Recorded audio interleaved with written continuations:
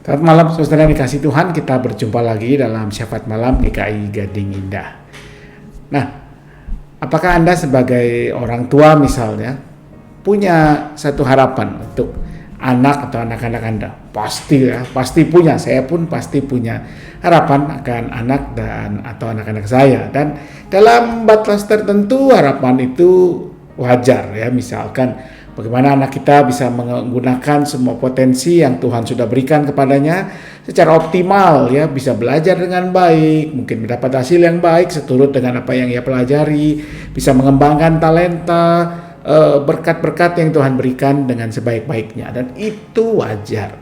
Tapi dalam banyak kenyataannya ada juga orang tua yang punya harapan yang tidak wajar terhadap anaknya. Misalnya harapan bahwa anaknya ini akan selalu menjadi juara kelas, akan menjadi yang terbaik di sekolah, yang terbaik dalam pekerjaan, dan seterusnya dan seterusnya. Barangkali ada sisi baik dari harapan itu untuk memacu si anak mengupayakan apa yang terbaik yang dia bisa seoptimal mungkin. Tapi kadang harapan itu lebih dilandasi karena ego atau kepentingan pribadi si orang tua. Misalkan seorang orang tua yang ada di grup orang tua dalam satu kelas, lalu ketika teman-temannya memposting, wah anakku dapat star, anakku dapat juara ini, juara kelas, juara lomba ini dan itu dan sebagainya, lalu dia merasa kenapa anakku tidak bisa, harus bisa supaya aku juga tidak kalah dengan teman-temanku, sehingga anaknya ditekan habis-habisan untuk bisa berprestasi demi gengsinya sendiri, bukan demi kebaikan si anak. Nah, di sini perilaku sang orang tua harus saya katakan menjadi perilaku yang toksik, yang beracun, yang merusak sang anak.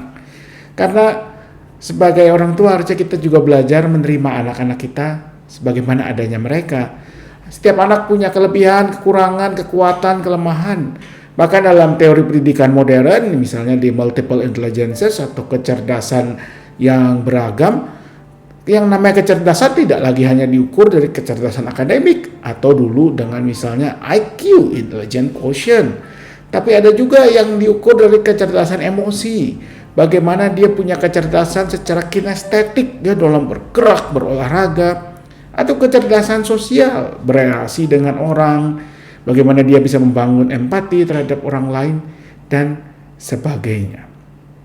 Dan di balik semua itu yang mau dikatakan adalah setiap anak, setiap orang adalah pribadi-pribadi yang unik dan berharga.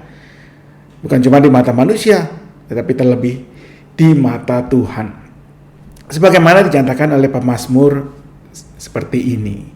Dari Mazmur 139 ayat 13. Sebab engkaulah yang membentuk buah pinggangku, menenun aku dalam kandungan ibuku. Mazmur mengatakan setiap orang dibentuk oleh Tuhan dalam kandungan ibunya secara khusus. Kita ini bukan produk pabrik yang semua sama seragam, tapi yang unik satu sama lain. Dan dalam setiap keunikan itu Tuhan membentuk sebuah keindahan. Keindahan yang kadang tertutupi karena kita hanya fokus pada hal-hal yang kita anggap baik. Prestasi akademik, kecerdasan, kecantikan, kegantengan, apapun itu, sehingga kita kurang bisa mengenali keindahan karya Tuhan dalam mereka-mereka yang tidak memenuhi idealisme kita itu. Malam hari ini saya mau menggunakan kesempatan syafaat malam ini juga untuk mengenang seorang teman, seorang saudara dalam tubuh gereja kita, GKI Gading Indah, keluarga besar GKI Gading Indah. Dia adalah Saudara Bayu. Saudara Bayu ini adalah putra dari Bapak Suyadi dan Ibu Kurniasi, atau Pak Yadi dan Mbak Asih, kita biasa panggil demikian, yang bekerja di GKI Gading Indah. Pak Yadi bekerja di GKI Gading Indah. Anda mungkin sering menemuinya dulu sebelum pandemi di Aula BPK Penabur lantai 6, Aula TKK 6. Karena Pak Yadi dulu banyak bertugas di sana, tapi sekarang Anda bisa temui di gereja. Nah, Bayu adalah putra pertama dari pasangan Pak Yadi dan Bu Asih. Mereka punya anak kedua yang bernama Widodo atau Dodo. Tetap Bayu ini yang paling besar, tetapi juga kadang-kadang dia bertingkah seperti anak-anak. Kenapa? Karena Bayu adalah seorang anak yang lahir dengan beberapa kondisi yang khusus. Dia punya disabilitas dalam hal kecerdasan, dia punya sebuah situasi yang barangkali disebut dengan autisme, saya tidak terlalu menguasai, di mana memang perkembangan kecerdasannya itu lambat. Bayu bisa berkomunikasi terbatas, bisa diberi perintah sederhana, tapi bisa melakukan hal-hal sederhana, tetapi secara panjang dia tidak punya kemampuan untuk mengkonsep sesuatu, berpikir panjang, dan lain sebagainya, sehingga dia tidak bisa bersekolah secara biasa. Selain itu dia juga punya sebuah penyakit yang kadang membuat badannya kejang dan menyiksanya. Namun Bayu bukanlah anak yang mudah mengeluh. Dia selalu dengan keunikannya, ya. Kalau Anda baru pertama ketemu, mungkin Anda akan kaget dengan Bayu, tatapan matanya atau tingkah lakunya, atau kalau dia mengatakan sesuatu. Tetapi buat kami para aktivis yang biasa bergaul dengannya di gereja, kami sudah sangat terbiasa dengan Bayu dan menganggap keunikannya itu sebagai sesuatu yang menyegarkan suasana. Kadang-kadang ketika kami sedang ngumpul di gereja, ada Bayu di situ, dia duduk di pojokan asik dengan handphonenya mendengar musik, tiba-tiba dia bisa nyelepuk, ya, mengucapkan sesuatu yang lucu, atau dia bisa memarahi kami karena satu alasan yang tidak jelas. Dan buat kami itu hal yang biasa, karena buat kami Bayu dengan segala keadaannya adalah bagian dari kita, bagian dari keluarga besar GKI Gading Indah. Dan tadi malam Bayu kembali ke rumah Bapa. Allah memanggilnya. Dan tentu ini adalah sebuah kehilangan yang amat besar buat Pak Yadi, buat Ibu Asih, buat Dodo, tapi juga buat kita semua. Karena kita adalah keluarga Bayu di GKI Gading Indah. Bayu dengan segala keunikannya, keterbatasannya, tapi juga kelebihannya. Dia yang bisa memberi perhatian, dia yang bisa tertawa, dia yang bisa menyatakan juga kasih sayangnya kepada orang tuanya sekalipun terbatas. Tidak seperti kebanyakan anak lainnya.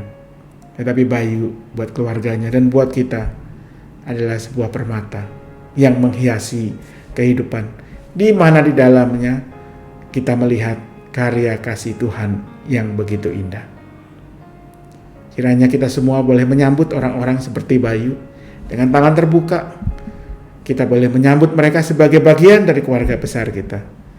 Karena dalam mereka Tuhan telah meletakkan keindahan. Bahkan Tuhan hadir dalam dirinya yang terbatas, rapuh. Sebagaimana kita pun juga terbatas dan rapuh. Kiranya Tuhan menguatkan Pak Yadi, Ibu Asih, dan Dodo, dan seluruh keluarga. Tuhan yang menghibur kita semua.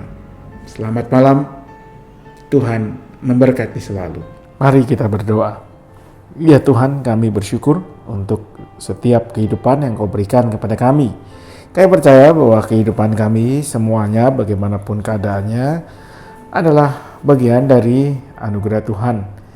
Karena itu ajar kami mensyukuri setiap orang yang Tuhan hadirkan dalam kehidupan kami. Ajar kami untuk memperlakukan mereka sebagai sesuatu yang berharga.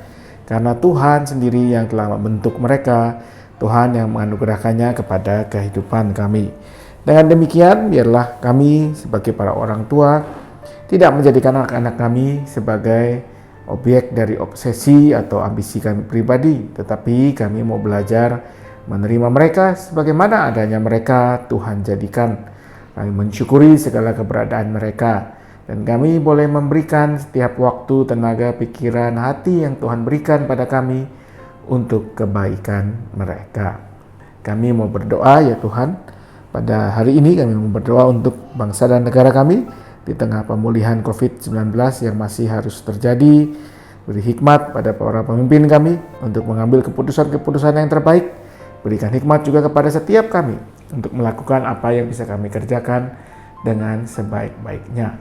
Kami berdoa untuk setiap keluarga yang terdampak pandemi, baik secara ekonomi, kesehatan, relasi antar anggota keluarga. Biarlah Tuhan beri kekuatan untuk boleh melewati masa-masa yang tidak mudah ini.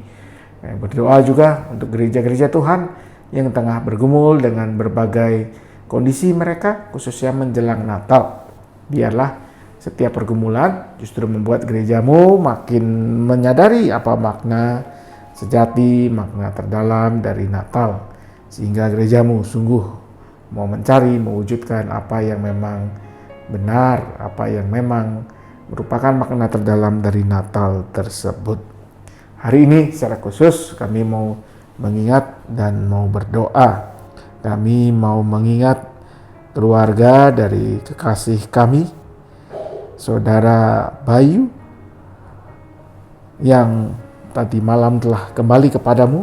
Kami mau mengingat Bapak Suyadi, Ibu Kurniasi, dan Saudara Ade Triwidodo. Beri kepada mereka kekuatan, beri kepada mereka penghiburan, dan biarlah kami semua yang sudah menjadi keluarga juga dari Bayu sebagai gereja GKI Gading Indah, di mana Bayu juga turut bertumbuh di dalamnya. Biarlah segala ingatan akan Bayu, hidup Bayu, pada akhirnya menjadi rasa syukur kami untuk kehidupannya yang telah Ia bagikan bersama kami. Maka biarlah Tuhan yang menyertai keluarganya, Tuhan juga yang boleh menguatkan mereka dalam setiap kehidupan yang harus mereka jalani. Inilah doa kami naikkan hanya dalam satu nama, Yesus Kristus, Tuhan dan Juru Selamat kami yang hidup. Amin.